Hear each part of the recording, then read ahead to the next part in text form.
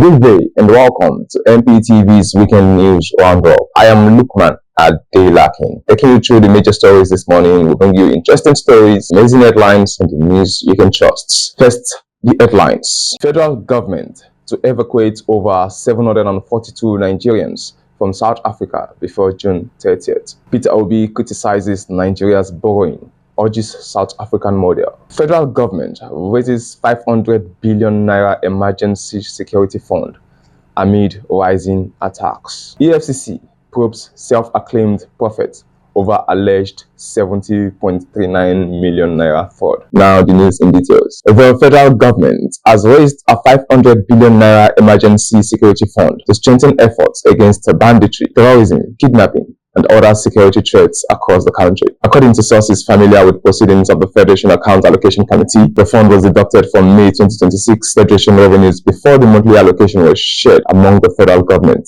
states, and local government councils. Officials say the intervention comes amid renewed attacks by bandits and other criminal groups in several parts of the country, placing additional pressure on the nation's security architecture. The security fund is expected to provide additional resources for urgent operations and other interventions aimed at tackling evolving security challenges nationwide. The development comes as the federal government continues to assure Nigerians of its commitment to restoring peace and protecting lives and property across the country. NDC's presidential candidate, Peter Obi, has criticized Nigeria's borrowing pattern, describing it as unproductive and lacking visible impact on the economy. Obi urged the federal government to emulate South Africa's approach to borrowing, arguing that loans should be tied to productive investments capable of driving economic growth and improving citizens' welfare. The former Anambra State governor expressed concern over recent approvals for additional external loans, maintaining that increasing debt levels without corresponding development projects would worsen the country's economic challenges. He also called for greater accountability and transparency in the management of borrowed funds, stressing the need for governments to demonstrate the tangible benefits of such loans to Nigerians. Obi's comments add to the ongoing debate over Nigeria's rising debt profile and the role of borrowing in financing national development. Meanwhile, the federal government has established a presidential task force on Ebola virus disease preparedness and emerging public health threats as part of efforts to prevent a possible outbreak in the country. President Bola Tinubu also approved the immediate release of 10 billion naira to strengthen national preparedness and emergency response measures. The task force, chaired by the President's Chief of Staff, Femi Gbajabiamila, is expected to coordinate Nigeria's response strategy following recent Ebola outbreak reports in parts of East and Central Africa. Authorities say enhanced passenger screening, monitoring of high-risk travel routes, and the activation of isolation and referral centers at international airports in Lagos and Abuja are among immediate measures being implemented. The government has also directed states with international airports and border entry points to submit preparedness plans to ensure a coordinated national response against any potential Ebola threats. The federal government says arrangements are underway to evacuate more than 742 Nigerians from South Africa ahead of the June 30th deadline, linked to rising anti-immigrant tensions in the country. According to the Ministry of Foreign Affairs, the evacuation exercise is part of efforts to protect Nigerians who have indicated interest in returning home amid renewed concerns over xenophobic attacks and hostility towards foreign nationals. Government officials say multiple evacuation flights have been approved, with screening and verification of returnees already completed to ensure a smooth repatriation process. The move follows a series of incidents targeting migrants in parts of South Africa, prompting Nigeria to activate measures aimed at safeguarding its citizens abroad. Authorities have assured affected Nigerians that necessary support will be provided upon their return as diplomatic engagement between both countries continue. Meanwhile, Senator Ireti Kingibe, representing the Federal Capital Territory, has criticized the National Assembly, saying the Senate is not effectively performing its constitutional responsibility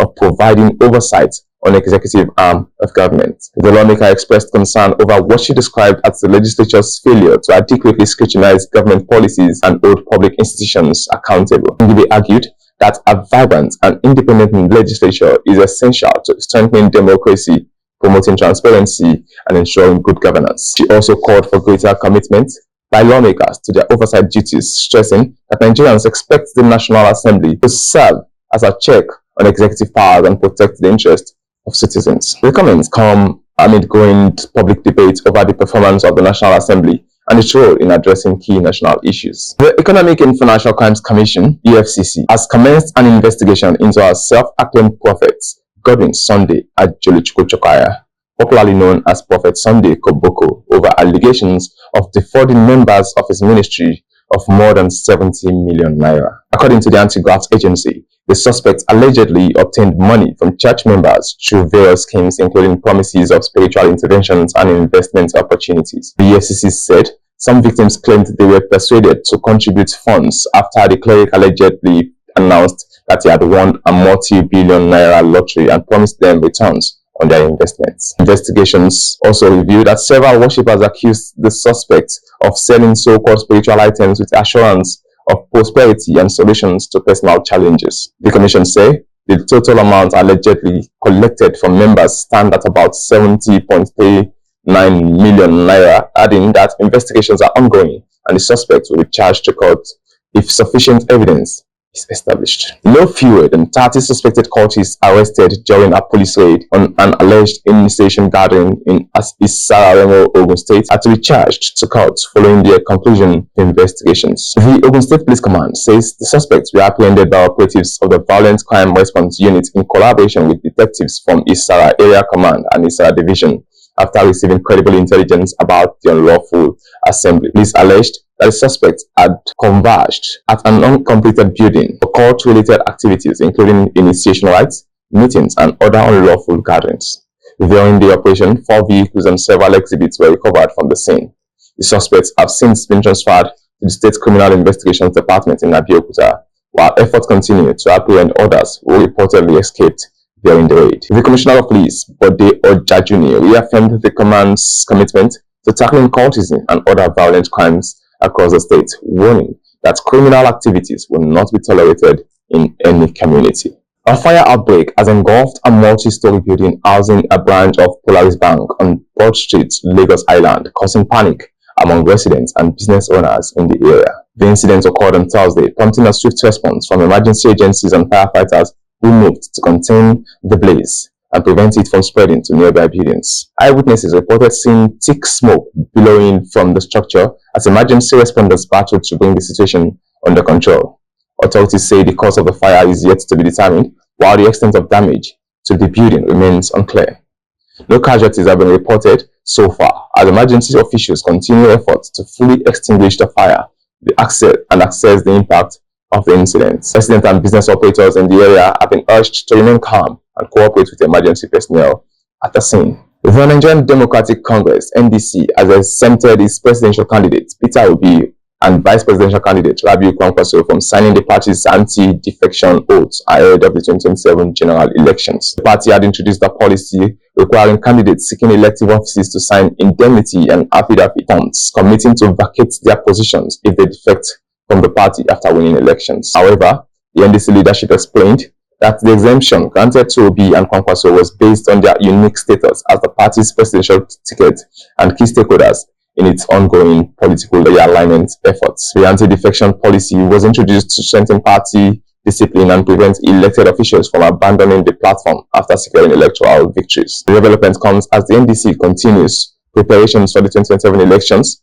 following the high-profile defection of Obi, Kwankwaso, and several opposition figures to the party earlier this year. The Federal High Court in Abuja has revoked the bail of African Action Congress presidential candidate Omoyele Sowore and issued a bench warrant for his arrest over his ongoing cybercrime trial. Justice Muhammad Umar gave the order after Sowore failed to appear in court for the continuation of proceedings linked to alleged social media posts about President Bola Tinubu. The court was informed that Sowore had written seeking an adjournment, stating he traveled to Lagos in search of new legal representation following the withdrawal of his previous lawyers.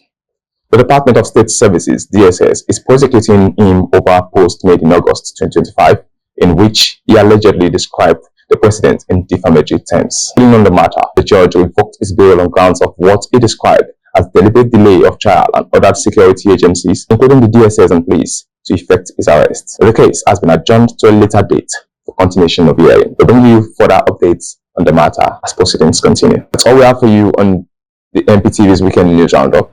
I remain Lukman at Delakin. Do well to follow us across all social media platforms. Subscribe to our YouTube channel and put on the notification bell so that when we make posts, you'll be the first to get notified. Do have yourself a wonderful weekend. Bye-bye.